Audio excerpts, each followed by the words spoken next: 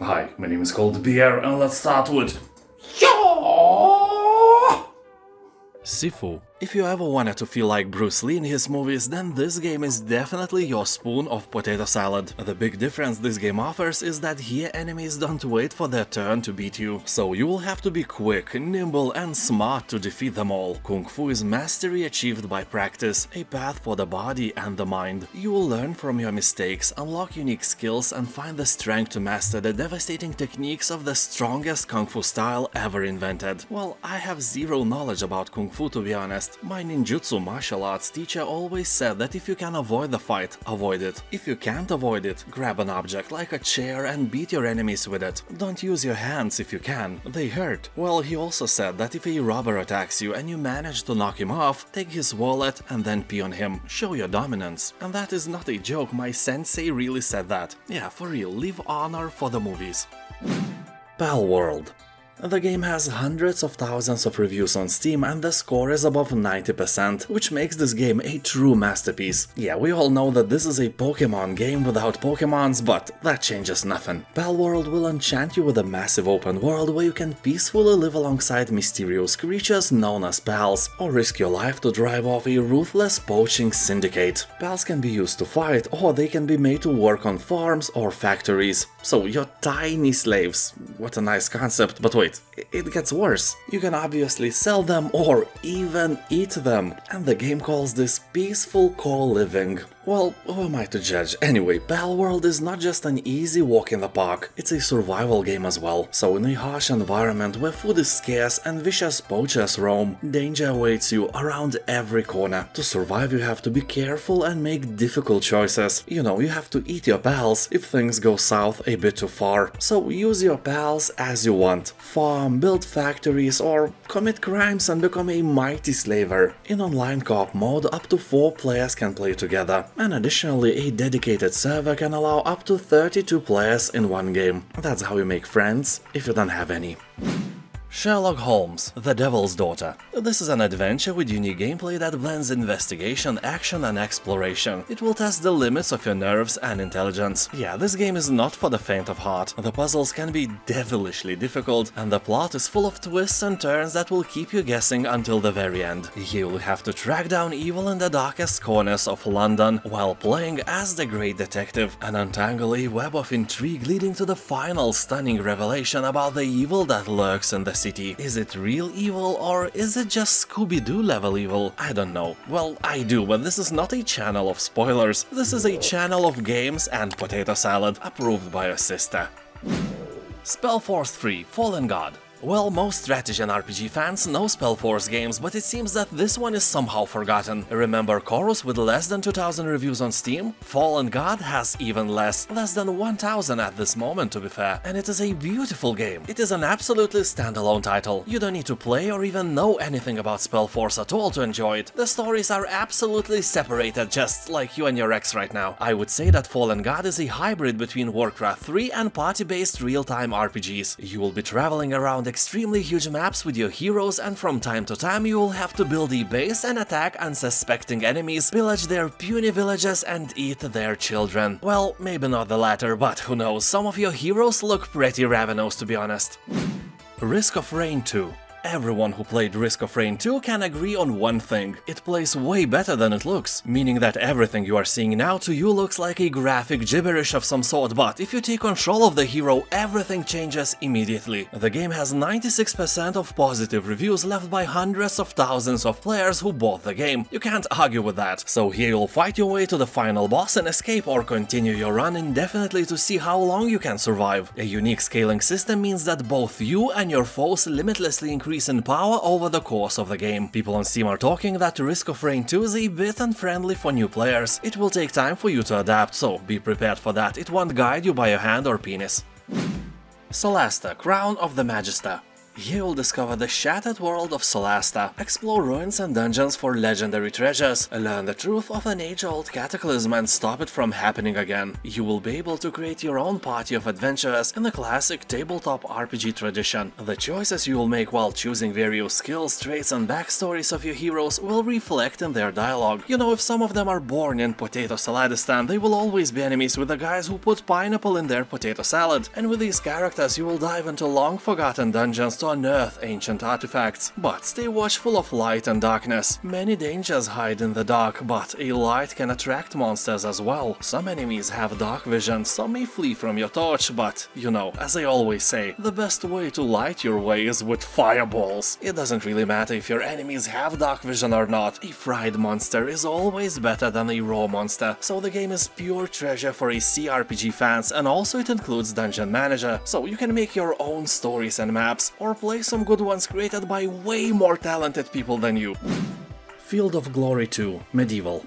This is a turn-based tactical game set in the High Middle Ages, and it was the period of heavy armored mounted knights. Major themes of these times include the struggles of the kings of France against the kings of England and the German emperors, the English War, the Baltic Crusades, and the Mongol invasion of Eastern Europe. The game allows you to take command of the armies of Anglo-Saxons, France, Hungary, Lithuania, Germany, and other most powerful nations of medieval Europe. So here you'll lead your chosen army with its named generals to victory or pathetic defeat in historical battles or what-if scenarios, which are super interesting thing to explore. You will choose your forces from historically accurate orders of battle, allowing all of the options and variations that would be available to a general of that nation at any date during the era. Great game with a very positive review score on Steam.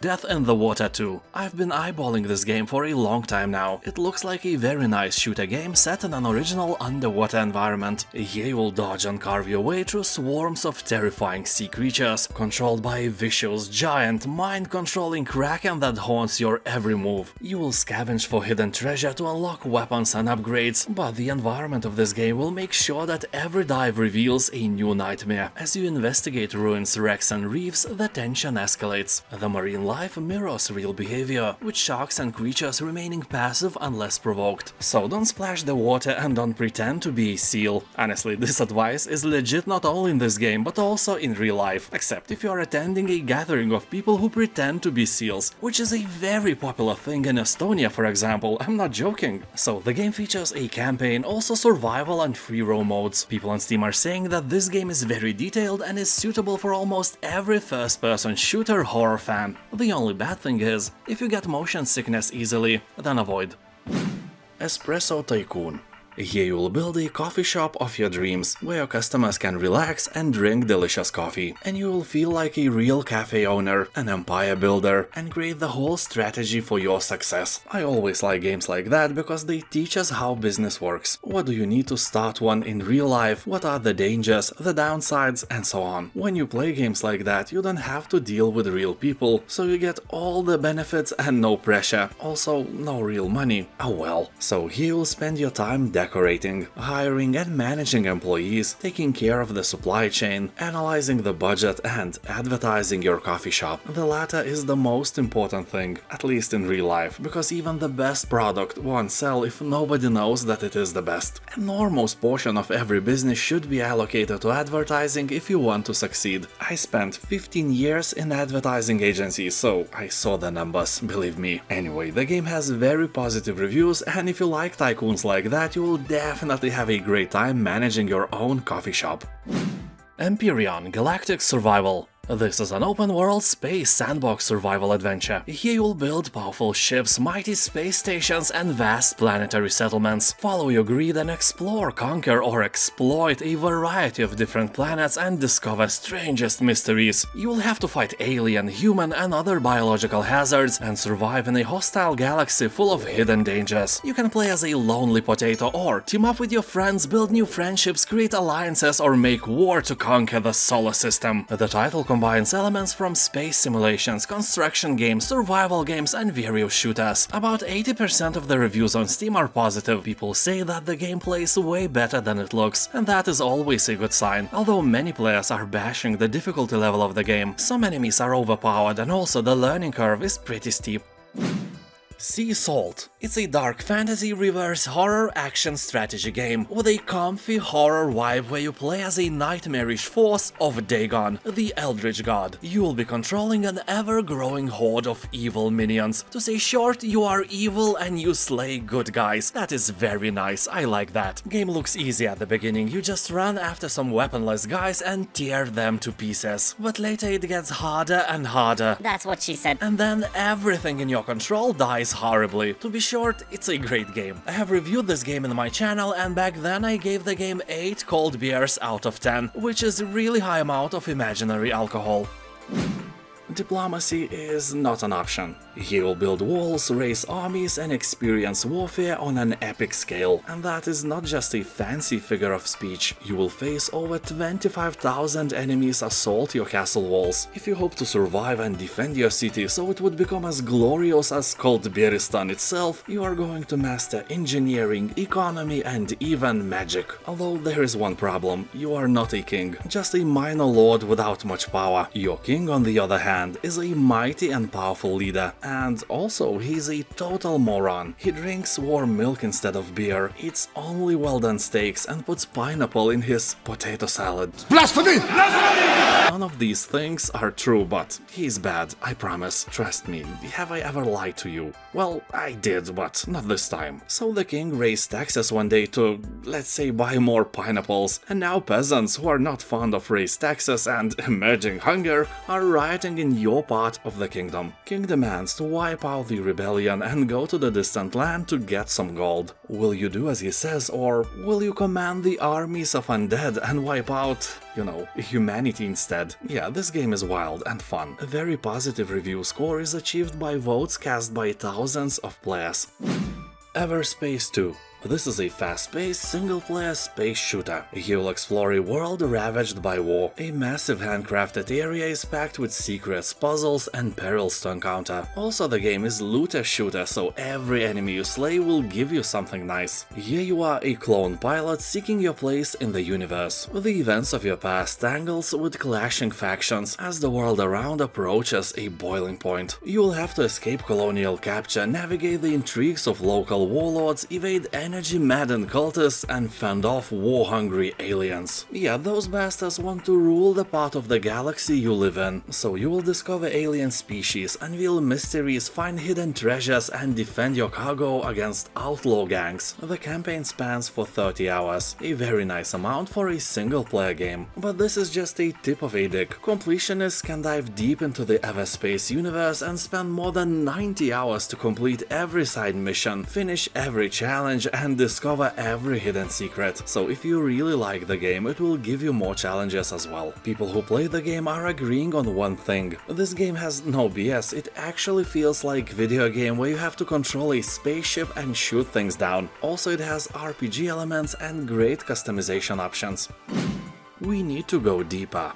This is a wonderful co-op game. You will control a submarine with friends in a 2 to 4 player roguelike, set in a Jules Verne-inspired undersea adventure. The game is designed with human interaction in mind, so you will have to communicate or perish terribly. You can play the game with friends, strangers, or bots, although I recommend you to have friends or at least some strangers from Discord, because the game is not very popular right now. You know, it was released in 2019, so the fame faded away already. When I wrote this review, there were 12 players online. That is not much. Despite that, this is a great game with fun mechanics and really cool visuals. 8-bit Armies. If Command & Conquer spent the night with Minecraft, 9 months later 8-bit Armies would be born. This is a fast-paced RTS, a very colorful strategy arcade game that is easy to learn for players of all skill levels, so even for you. Here you will collect resources, build up and defend your base, amass your army of tanks and planes, and ultimately crush your opponents. Here you'll find 25 offline campaign missions, 12 co-op missions to play with your mother-in-law, and 10 multiplayer maps that support up to 8 players online. Although speaking about players online, you rarely find more than 10 in total, so if you want to play multiplayer or co-op, you will need a friend or some stranger from Discord. But if you don't have any friends, and of course you don't, keep in mind that the game also has pretty good AI you can play with or fight against. Not as good as Skynet, so it won't take over the world, but it can take over your dignity, so be sure you are up for the challenge. 8-bit Armies is easy to understand and is user-friendly. Also, it is a really well-aged game. Sherlock Holmes: The Awakened. If you like Sherlock Holmes and Lovecraftian stuff, this may be your spoon of potato salad. Here you become Sherlock Holmes and find yourself at the heart of terrifying Cthulhu mythos as you investigate a series of mysterious disappearances in Europe and the United States. Those are apparently linked to a dark cult that worships an ancient god. Whatever their plan is, you must put a stop to it, or, face unspeakable consequences. Yeah, all that sounds nice, but can I join the cult? Can I worship the ancient god as well? What if Sherlock decided that his life of investigations is boring and being a servant for a Dagon himself is a more fulfilling experience? I doubt that, but it would be nice if you could actually choose the unexpected way. Death's Door. Here you control a crow, some kind of bird Grim Reaper. Suddenly your assigned soul is stolen, and you must track down a desperate thief to a realm untouched by death, where creatures grow far past their expiry date and overflow with greed and power. Well, this place sounds like a parliament of every country. You will have a vast array of melee weapons, various arrows and powerful magic to overcome a fantastic bunch of beasts and demigods. The land is full of twisted inhabitants and countless secrets, just like Parliament. Anyway, here you'll experience a somber yet darkly comedic tale, uncovering the secrets beyond the flow of souls, the role of the crows, and the origin of the potato salad man himself. Well, probably not the latter, I'm just kidding. Or am I? The Order of the Snake Scale. This, let's say, is a super rare indie game that only a handful of people know, and that's a shame. The game is really innovative and well made. It is an indie retro horror title, which will take you into the world inspired by Lovecraft himself. You will explore a dystopian world in one of the possible ways that humanity can follow. With each step in the game, you will explore the semi-open world and its history. Cool thing is that the game merges third-person exploration with first-person shooting at the same time. That is a super cool mechanic. So here, mysterious murders, monsters, creepy rooms and corpses everywhere will set the mood. And the game is not forgiving. It will kill your character over and over again. So as the developer says, stock up your inventory, collect clues, fight and make decisions to survive. Well, at least try. Darkwood. If you could imagine a Lovecraftian forest with all the horrors in it, Darkwood checks all the marks. It is heavily inspired by, for example, Color Out of Space, and even has some Easter eggs in this field. When I played it, I felt that creators probably took a lot of inspiration from Stephen King as well, who is himself a fan of Lovecraft, and you can feel the influence in many of his novels, starting from madness-infusing Shining to the horrors of the unknown in The Mist. So the Darkwood makes you feel that you are trying to survive in one of these stories. Creepy monsters, inhabitants and ever-changing woods surround your every step. By day you collect resources and explore the area, but by night you must barricade yourself in a safe place because various beasts of horror will try to make you, less alive. So every night is a battle for survival, and every day is another chance to make your fortress stronger. Story is great, the gameplay is great, and the game is simply a must-play. Cult of the Lamb. This is a base-building roguelite adventure game where you play as a lamb. But instead of grazing grass all day and looking puffy and cute, you're gonna start your own cult. You will have to collect resources to build new structures, and of course you will have to perform dark rituals. But in this randomly generated world you are not the only one having a cult, so you naturally will have to destroy other cult leaders in order to gain more influence over your mindless slaves. The art is cool, the music is great, and you will find a variety of activities to do with a simple poop. What's not to love? People on Steam are saying that this game might become repetitive, but it has very positive reviews from over 40,000 players. Black Mesa. This is actually a Half-Life, just with better graphics and better, everything. Keep in mind that this is not just a simple remaster, this is a quality remake that expands the scope of the original and massively improves its final chapters. Game is made by fans and it is made so well that it is an owner of overwhelmingly positive reviews. And to be honest, today Black Mesa is the best way to experience Half-Life. No clunky old school graphics, no compatibility problems, great gameplay and a really interesting suspenseful story. To say short, Half-Life is awesome, and Black Mesa may be the greatest way for you to play it. People on Steam are saying that Black Mesa is one of the best remakes ever made, and the game doesn't give you any reason to disagree with these wise words. And now thank you for watching, have a nice day and I'll see you next time. Bye.